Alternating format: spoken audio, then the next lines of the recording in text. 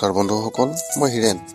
আজি মই আপোনালোকক এই ভিডিঅ'টোৰ জৰিয়তে এই 2024 বৰ্ষত 300 বছৰৰ পিছত এই যি মহাসংযোগ ঘটিছে মহাশিৱৰাত্ৰিৰ দিনা, আৰু সেই মহাশিৱৰাত্ৰিৰ দিনা এই যি সংযোগত আপোনালোকৰ যি কৰণীয় আৰু আপোনালোকে কেনেধৰণৰ প্ৰাপ্তিৰ কাৰণে এই মহাসংযোগত আপোনালোকে অভিষেক কৰিব, তাৰে সম্পূৰ্ণ বিৱৰণ মই আপোনালোকক এই ভিডিঅ'টোৰ জৰিয়তে আগবঢ়াইছোঁ। প্ৰথমে মোৰ চেনেলটো আপোনালোকে ছাবস্ক্ৰাইব কৰি ল'ব, যাতে মোৰ পিছৰ ভিডিঅ'বিলাক আপোনালোকে সহজে ক'ব পাৰে। লগতে মোৰ ভিডিঅ' যদি ভাল লাগে প্ৰথমে লাইক আৰু শ্বেয়াৰ কৰিব, কমেণ্ট কৰি আপোনালোকৰ মনৰ ভাৱ প্ৰকাশ কৰিব। এতিয়া হয় মোৰ বিষয়লৈ। মহাশিৱৰাত্ৰিত এই 300 বছৰৰ পিছত যি মহাসংযোগ ঘটিছে, আৰু ইয়াতে বিশেষভাৱে 3টা সংযোগ আটাইতকৈ গুৰুত্বপূৰ্ণ। আপোনাৰ প্ৰতিটো ইচ্ছা পূৰণ কৰাৰ বাবে এই মহাসংযোগত আপোনাৰ যি কৰণীয় তাৰে সঠিক সময় আৰু ইয়াৰ সম্পূৰ্ণ বিৱৰণ আপোনালোকৰ আগত আগবঢ়াইছোঁ। হিন্দু ধৰ্মত মহাশিৱৰাত্ৰিৰ উৎসৱ বিশেষ গুৰুত্বপূৰ্ণ, আৰু এই দিনটো মহাদেৱ শিৱৰ ভক্তসকলে অতি উৎসাহ আৰু ভক্তিৰ উদযাপন কৰা দেখা যায়। এই দিনটোৰ গুৰুত্ব সেই কাৰণবোৰৰ ভিতৰত এটা কাৰণ, এই দিনটো মহাদেৱক উপাসনাৰ কাৰণে এক বিশেষ শুভ বুলি গণ্য কৰা হয়। এই দিনটোৰ এই যুগত শিৱৰ অনুগ্ৰহ আৰু আশীৰ্বাদৰ বিষয়ে বিশেষ গুৰুত্ব আছে, আৰু এই দিনটোত ভক্তসকলে ভগৱান শিৱক তেওঁলোকৰ ভক্তি আৰু মৰম আগবঢ়ায়। এই দিনটোৰ শুভ সংযোগত ভক্তসকলে জীৱনত ইতিবাচক পৰিৱৰ্তন অনাত বিশেষ সংকল্প লয়।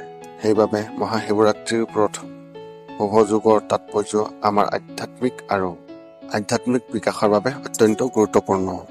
এই 3টা মহাশিৱৰাত্ৰিৰ এই যি মহাসংযোগ, সেই সংযোগত সৰ্বপ্ৰথম শিৱযোগ। এই যুগ ৰাতিপুৱা 10:36 বজাৰ পৰা 4 মাৰ্চলৈ নিশা 12:25 বজালৈ হ'ব। এই যুগত ভগৱান শিৱৰ উপাসনা কৰাটো বিশেষভাৱে ফলপ্ৰসূ বুলি গণ্য কৰা হয়। 2 নম্বৰত ত্ৰিবেদী যুগ। এই যুগত ৰাতিপুৱা 10:36 বজাৰ পৰা 4 মাৰ্চৰ নিশা 12:25 এই যুগত কৰা কাম সফলতাৰ সম্ভাৱনা অত্যন্ত বৃদ্ধি পায়। তৃতীয়ত বৃহস্পতি চন্দ্ৰ যুগ।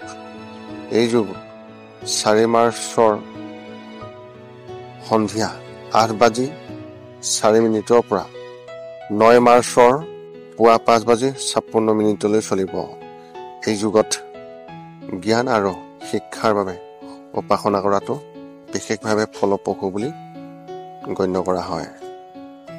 এই 3টা মহাযুগৰ উপৰিও মহাশিৱৰাত্ৰিত আন কিছুমান শুভ যুগৰ গঠন কৰা হৈছে। ইয়াৰে প্ৰথমটো হৈছে কেদাৰ যুগ। এই যুগ 8 মাৰ্চ 2024 পুৱা 6:26 পৰা 9 মাৰ্চৰ পুৱা 6:17 বজালৈকে দ্বিতীয়তে সংখ্যা যুগ। এই যুগ 8 মাৰ্চৰ পৰা পুৱা 6:26 পৰা 9 মাৰ্চৰ পুৱা 6:17 হ'ব। 3 নম্বৰত শাস যুগ। এই যুগ 8 মাৰ্চৰ পুৱা 6:26 পৰা 9 মাৰ্চৰ পুৱা 6:17 হ'ব। আৰু জ্যেষ্ঠ যুগ 4 মাৰ্চৰ পুৱা 6:26 পৰা 9 মাৰ্চৰ পুৱা 6:17 হ'ব। মহাশিৱৰাত্ৰিৰ দিনটো ভগৱান শিৱৰ উপাসনাৰ বাবে বিশেষভাৱে শুভ বুলি গণ্য কৰা হয়। এই দিনটো কৰা উপাসনা বা পূজাবোৰ ভগৱান শিৱৰ আশীৰ্বাদ লাভ কৰাত সৰ্বশ্ৰেষ্ঠ সুযোগ প্ৰদান কৰে। মহাশিৱৰাত্ৰি কেনেদৰে উদযাপন কৰা হ'ব তাৰেই বিৱৰণ মই আপোনালোকৰ আগত আগবঢ়াইছোঁ। সৰ্বপ্ৰথম ব্ৰত। মহাশিৱৰাত্ৰিৰ উপাসনা হৈছে ভগৱান শিৱৰ আশীৰ্বাদ প্ৰাপ্ত কৰাৰ এক উৎকৃষ্ট উপায়, আৰু ইয়াৰ উপাসনা মহাশিৱৰাত্ৰিৰ দিনা ভগৱান শিৱক উপাসনা কৰক। আপুনি ৰুদ্ৰাভিষেক, শিৱলিংগক অভিষেক বা আন পূজা বিধি কৰক, মন্ত্ৰ জপ কৰক। মহাশিৱৰাত্ৰিৰ দিনা ওম নমঃ শিৱায় এই মন্ত্ৰ উচ্চাৰণ কৰাটো অতি ফলপ্ৰসূ বুলি গণ্য কৰা হয়। শিৱৰাত্ৰিৰ জাগৰণত অংশগ্ৰহণ কৰক। বহু ঠাইত মহাশিৱৰাত্ৰিৰ দিনা শিৱৰাত্ৰি জাগৰণৰ আয়োজন কৰা হয়।